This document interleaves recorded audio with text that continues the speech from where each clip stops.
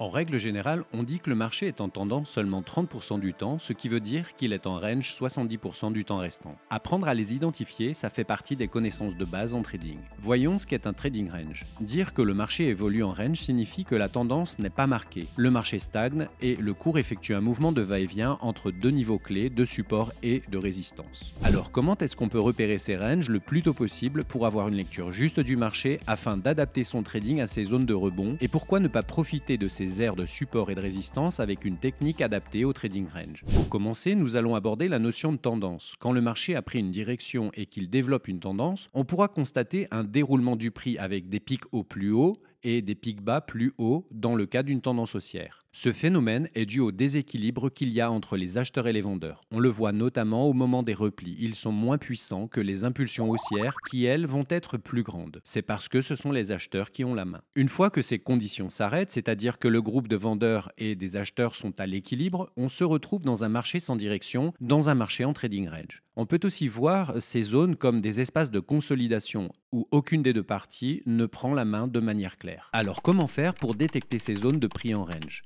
Nous allons étudier deux techniques qui nous permettront de les repérer simplement. La première technique consiste à observer le prix. Nous avons fait une vidéo sur la loi de Dow et le price action qui reprend ce que nous allons voir maintenant, c'est-à-dire la succession de swings, autrement dit de pics hauts et de pics bas. Vous retrouverez le lien en haut à droite. La loi de Dow dit qu'une tendance haussière est constituée de swings plus hauts les uns que les autres, une avancée suivie d'un repli, autrement dit d'un pic haut suivi d'un pic bas, ces pics étant toujours plus hauts. Voici l'astuce qui concerne les ranges et qui va nous permettre de les identifier. À partir du moment où un swing va contenir les swings suivants, autrement dit que les nouveaux swings ne parviendront pas à maintenir l'ascension du prix, on pourra considérer que nous sommes dans un range. Passons sur un graphe et voyons cela. Je commence par tracer les swings. Les pics bas dans un premier temps, puis les pics hauts. On voit que le pic haut qui est ici n'est jamais franchi par un nouveau swing haut et que le prix évolue à l'intérieur du support et de la résistance. On voit bien que le prix ne parvient pas à franchir le dernier pic haut. Et c'est à partir de ce moment-là qu'on identifie le range, moment identifié par le cercle en orange. Donc de manière générale, lorsque vous tradez, vous devez monitorer votre marché et vous devez être en mesure de dire s'il est en tendance ou s'il est en range grâce à cette méthode. Ainsi, vous pouvez décider de temporiser votre trading, d'encaisser vos trades ou de passer sur une technique plus adaptée au type de marché que vous avez devant vous. Avant de passer à la seconde technique pour détecter les ranges, nous allons apporter une précision concernant les ranges et leur amplitude. En observant le graphique qui nous a permis d'expliquer la première technique et en y plaçant des moyennes mobiles courtes, moyens et long terme, on peut voir que le range que nous avons identifié ne nous aurait pas empêché de faire des profits si nous avions utilisé une technique de day trading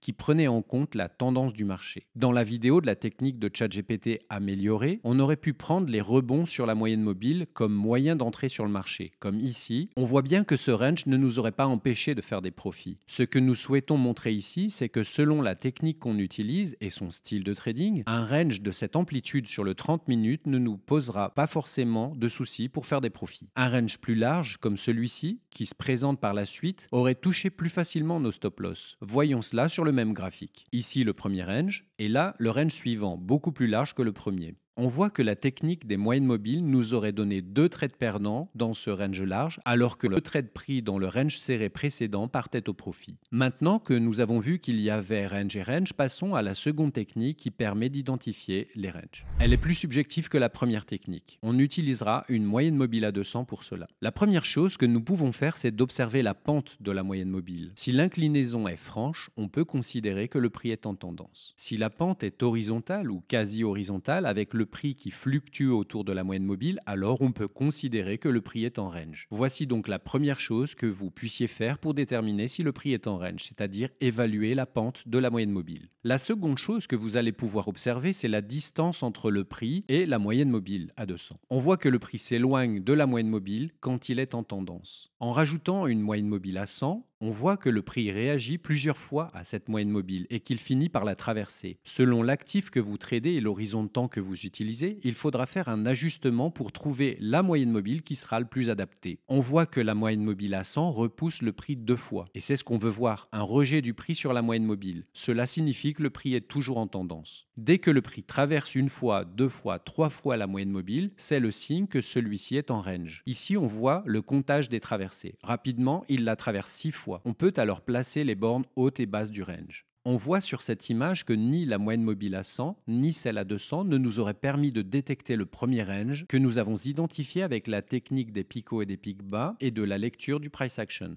C'est une moyenne mobile à 25 qui nous aurait aidé à l'identifier. Ce qu'on peut dire sur cette seconde technique de détection des ranges avec les moyennes mobiles, c'est qu'elle est plus complexe à utiliser que la première technique parce qu'elle est plus subjective. Il faut trouver les bons réglages et voir si elle peut correspondre à notre style de trading. Pour récapituler cette seconde technique, il faut évaluer la pente de la moyenne mobile, la distance du prix avec la moyenne mobile et enfin les traversées successives de la moyenne mobile pour déterminer la mise en place d'un range. À noter que les ranges ne sont pas toujours bien respectueux des bornes hautes et basses qui les encadrent. Parfois, un range peut être expansif et déborder des bornes pour les réintégrer ou démarrer une nouvelle tendance. N'hésitez pas à pratiquer une des deux techniques pour toujours connaître l'état de votre marché. Entraînez-vous et cette lecture deviendra une seconde nature rapidement. Si vous aimez notre contenu, likez, abonnez-vous, à bientôt.